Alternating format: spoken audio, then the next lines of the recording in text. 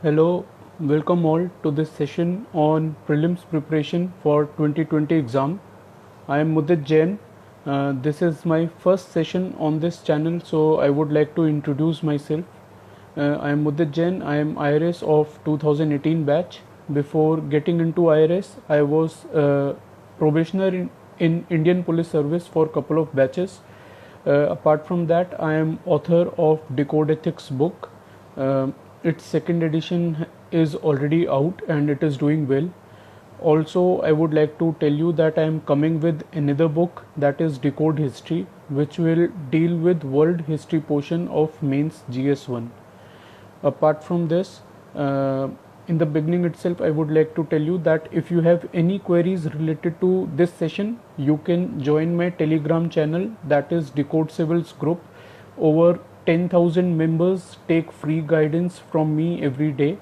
The notes, strategies, etc., answer copies, etc., everything that I used for my preparation, with which I cracked civils thrice, are uploaded on my WordPress blog, that is Mudit Jain blog. So this is the introduction about me. Now let us straight away get to the agenda of the session today, that is prelims 2020 preparation. So the prelims 2020, as of now, what is scheduled is to happen on 4th of October. So from today till 4th of October, it gives you 67 days. Now this is 9 p.m. Today. Still 3 hours are left for this day to end. So the first important learning for you guys in this session is that every minute counts, every hour counts, every minute counts. So do not think that the day is over till it is not over. Still there are 3 hours to go. You can learn something new in this day. You can make most of it. So 67 days are left, and you can divide it as I'll tell you in the coming minutes. Second learning for you guys is that please do not think, do not daydream about, do not speculate about whether pre will take place on 4th of October or not. See, nobody knows. I don't know, you don't know. Only authority that can give some clarity is UPSC. So as of now, according to UPSC, prelims will be on 4th of October. So prepare accordingly. Do not think otherwise, that pre won't take place. Cases are increasing every day, then pre won't take place. It would be tough. Do not think that on that line. Do not stress or worry about things which are not in your hands. So this is the second learning of this session. Focus on what you can do and kick out the external factors from your preparation. So you have to tell yourself every day, you have to believe that paper will definitely happen on 4th of October 2020. Now, as I've already told you that only 67 days are left. So if I had taken this session say 1 month back or 2 months back, I would have still advised you to read mains as well. But then now only 67 days are left. So according to me, if I was writing this attempt, I would be focusing on prelims only. So what I mean to say, that you have to do dedicated preparation of prelims from now on if you are not doing. Now, if you have already given prelims earlier and you have cleared it with comfortable margin over cutoff, or you are very confident about your strategy for prelims, so in that case only you can still study for mains. But then to ensure that you are reading for mains only for 1 or 2 hours and not more than that. So you can do optional, you can do ethics, or you can prepare essay, you can solve 2 or 3 mains questions every day, but then ensure that most of your preparation time, that is 90% of your time at least, from now onwards for next 67 days is going to pre and not mains. So I've covered 4 points till now. I'll tell you again that 67 days are left. Every minute, every hour counts. Do not worry whether pre would happen on 4th of October or not. Your task is only and only to prepare. Then third point, I've told that keep believing, keep trusting, keep telling yourself that yes, pre will happen on that day, that very day, else you won't be able to prepare. And fourth point, I've told you that you have to have a dedicated preparation for prelims now onwards. Now coming to current affairs. So as we all know that aspirants leave last 1 month of current affairs before pre.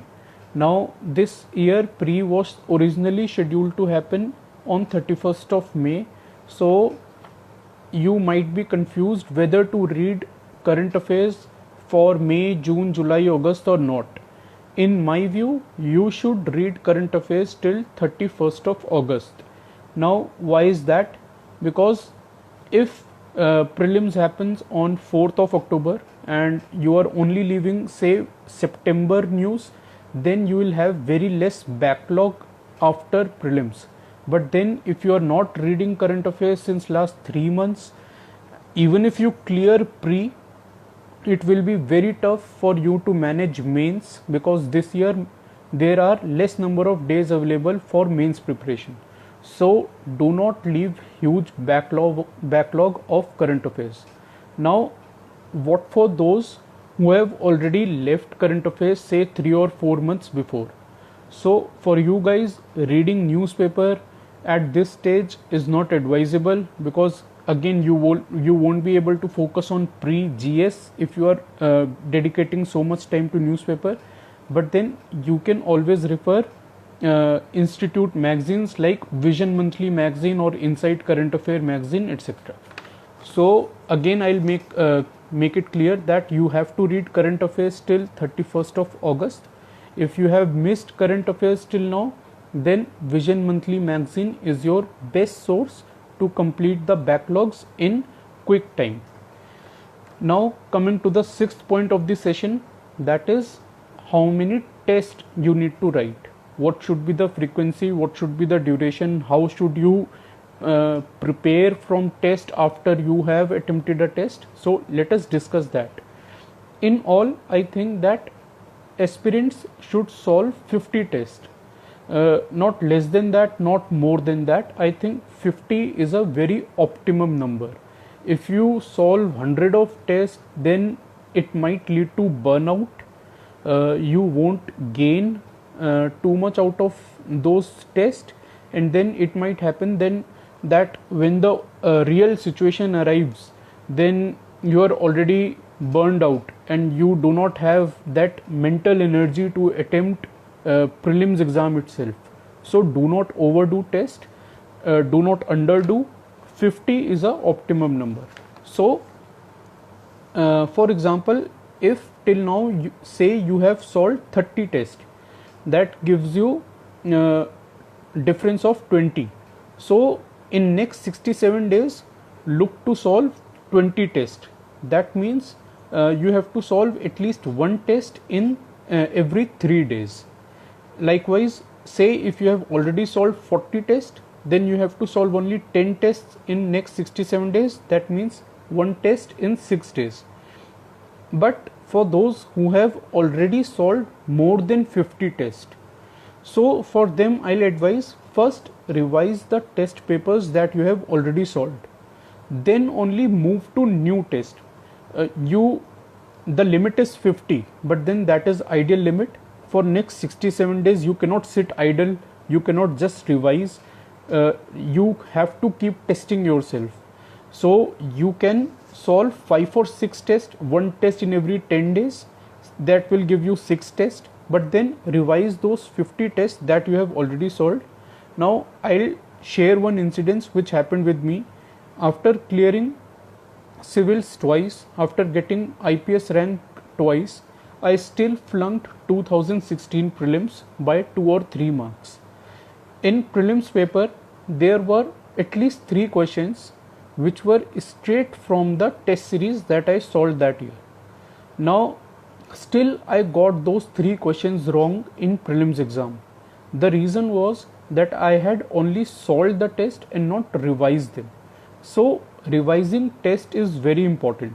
Now what to revise. Should you revise all 100 questions of a test, or should you revise only those which you got wrong, or should you revise the questions that you found tough irrespective of the fact that you got them right or wrong? In my view, you should always go for the third option, that is, you should revise all those questions which you found tough. It doesn't matter if you got them right or if you got them wrong. If you think this question was tough for you, make notes of it. Make notes in written form, or if you are solving through a PDF and you have its solution available as a PDF form, then just cut, copy, paste in Edit and make soft copy notes. So you can make 2-page note or 3-page note out of the tough questions of a particular test, and you have to revise them at least 2 or 3 times. So this is the most holistic way of solving a test paper, of making notes out of it, of revising it. Trust me, if you do this exercise, it will be very fruitful, because at times it happens that the questions that you have solved in test series, you encounter same question in prelims, and then it is a sheer bonus if it happens. Make sure that you do not get those questions wrong. Every mark counts, every question counts. So this is all for the test. Also, one more point regarding test: do not solve any test in last 1 week or 10 days. What happens is that if you score less in a test in last 10 days or last 1 week, then you will get all sort of disturbance, all sort of stress, that you will think that your preparation is not good, you won't be able to clear prelims. Then your focus will simply diminish, and you won't be able to focus on revision and prelims preparation. So last 1 week is very crucial. Do not try to test yourself in last 1 week, because even if say you score 150 in a mock test in last 1 week, it hardly will make any difference. It might well have a negative, that you might get overconfident just before the prelims exam. This is like, say, India facing Kenya in 2003 World Cup, Cricket World Cup. Just before the final, we literally thrashed them, and then in finals we encountered mighty Australia and we were simply beaten like hell. So do not get overconfident before the final paper, final exam. So now coming to the 7th point, that is division of remaining time. Now this is very important. This is strategically very important. Be very attentive when you listen this point. So you have around 65 or 67 days left. What I used to do during my preparation is, I used to divide the remaining days in sets. So I'll advise you to divide these 65-67 days in 3 sets. The first set is of 30 days, second is of 25 days, and then last set is of 10 days. So that is 30 plus 25 plus 10, that is 65. Now in first 30 days, try to revise your entire course material. If you have made notes, then it will be very easy for you to revise all those notes in 1 month. Now is not the time that I'll discuss the art of notes making, the importance of notes making for those of you who are going to appear in 2020. We can have a separate session for those who will be appearing next year, but then now is not the time to discuss that. So if you have notes, well enough. If you don't have notes, still try your best to revise your course material in the 30 days. Now how you should schedule these 30 days. So first pick up those subjects for revision which are easy for you. Keep the tough subject for the later half of these 30 days.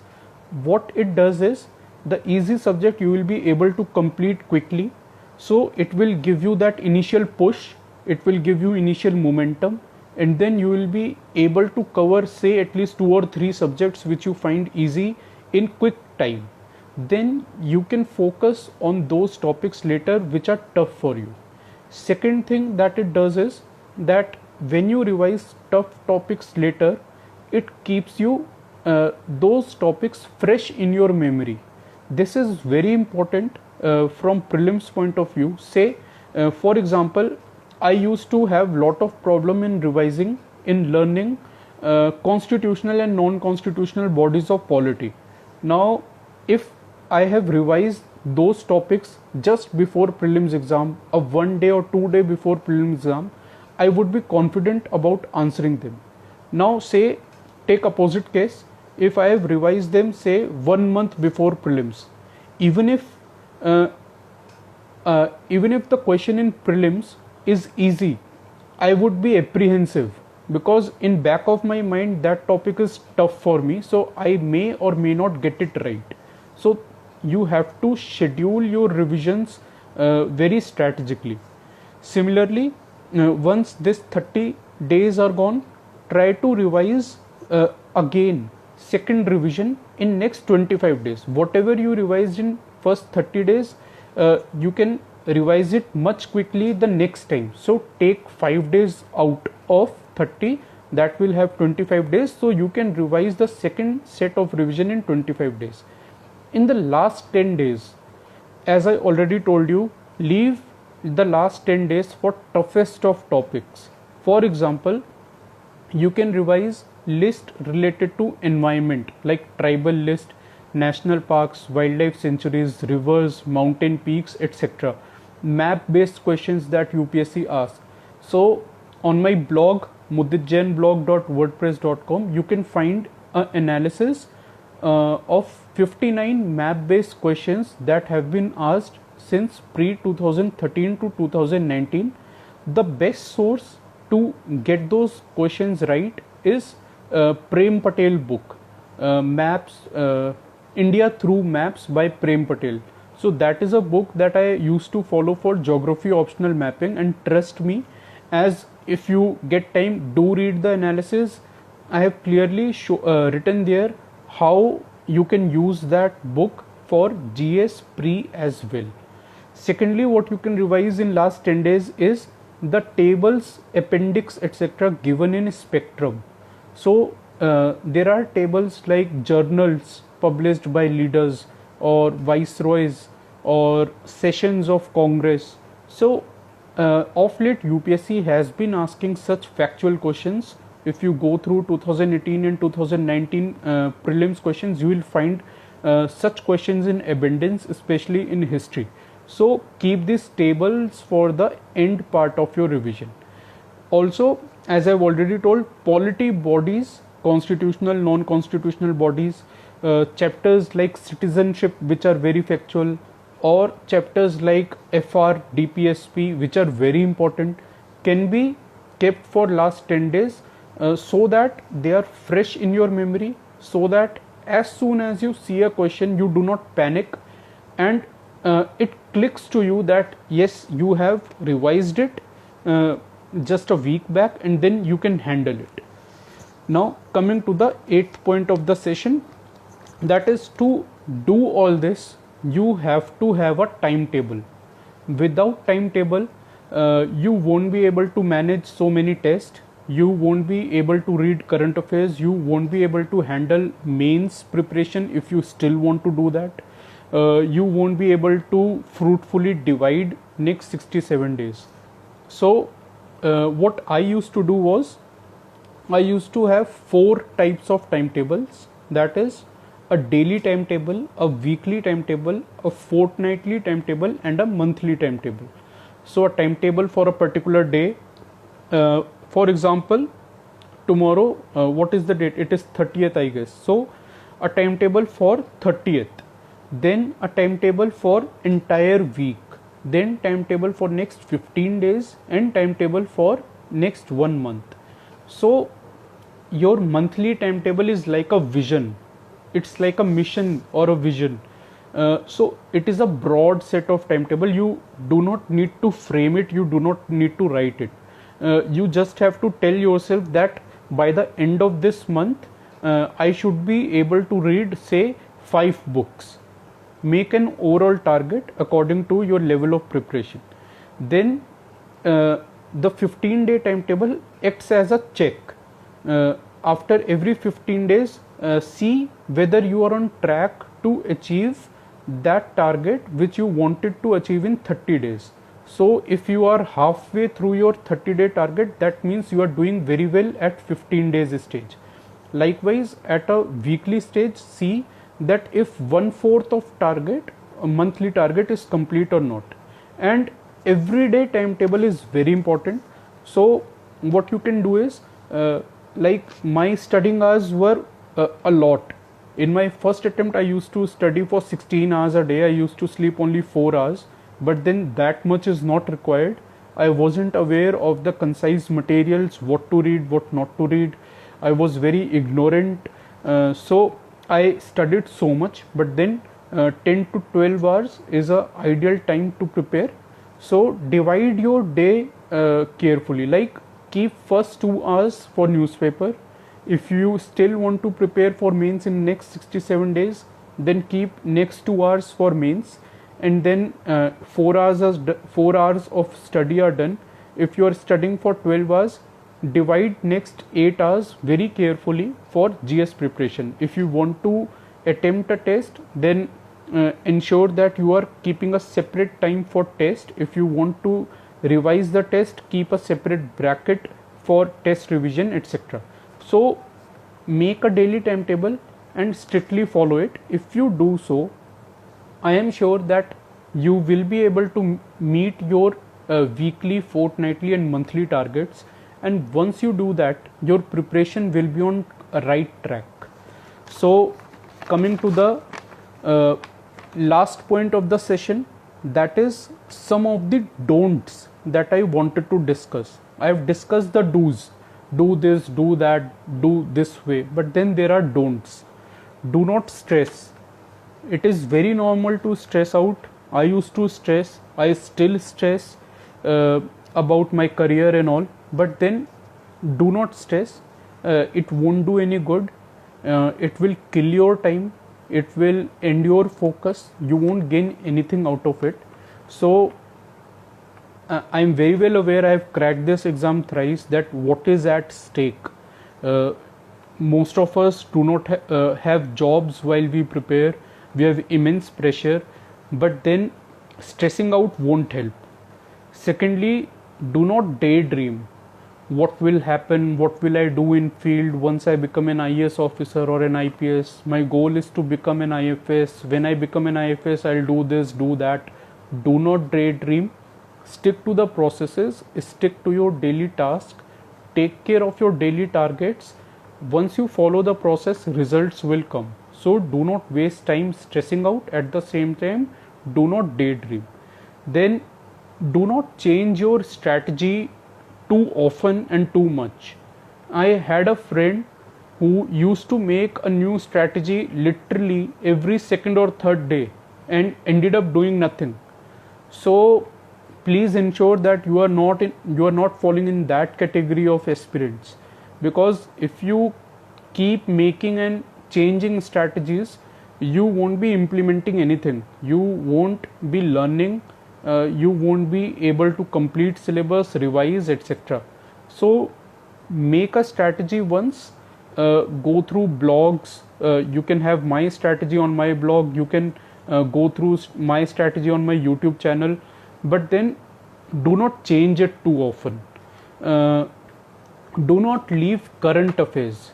As I've already told you that all at max what you can leave is a 1 month current affair for September, because if you leave 3 or 4 months of current affairs before pre, you will have to cover the backlog for mains, because mains 90%, at least 90% of questions are current oriented. So prepare current affairs, make your own notes and revise them. Lastly, don't think that exam won't happen. As I told you this as the first point of the session, you have to trust, you have to believe, you have to have faith that 4th of October is the judgment day. Then only you will be able to focus, then only you will be able to prepare. if you keep thinking that no exam would be postponed, if you are in that hope, trust me, you are living in a fool's paradise, because till UPSC does not comes up with something official, exam is going to happen on 4th of October. Keep it that way. So this is all from my side in this session. Now I would like to take a couple of quick questions. If those who are attending the session, if you have any question, you can ask me. So somebody has written, can you please tell me about your YouTube channel? My YouTube channel, you can just search on YouTube Mudit Jain UPSC and you will get through my channel. It is quite searchable. Which articles are required for current affair? Okay, so for current affairs, I used to follow 3 sources, that is Hindu, Vision and Insights. If you are religiously reading Hindu newspaper and making notes out of them, and then reading Vision monthly magazine and making notes out of that as well, trust me, you do not even require to read Insights, because those 2 sources will make you this thick bundle of notes. So I always read these 2 sources only. I never referred India Yearbook or Yojana or magazines like Kurukshetra, etc. These 2 sources were enough for me. How should new aspirants start preparing? This is not the session for new aspirants. The session was for 2020 aspirants only. That is altogether a different and big session. So if you guys wish, I can take another session some other day regarding that. Last question. One last question.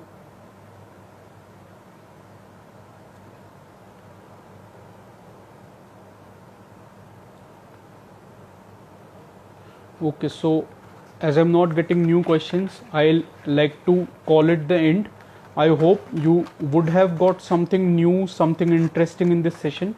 If you have any other queries, ping me on Telegram, on my Telegram channel, that is Decode Civils Group, and join 10,000 other aspirants who are taking free guidance, free interactive guidance from me every day. Thank you. Have a good day. Stay safe.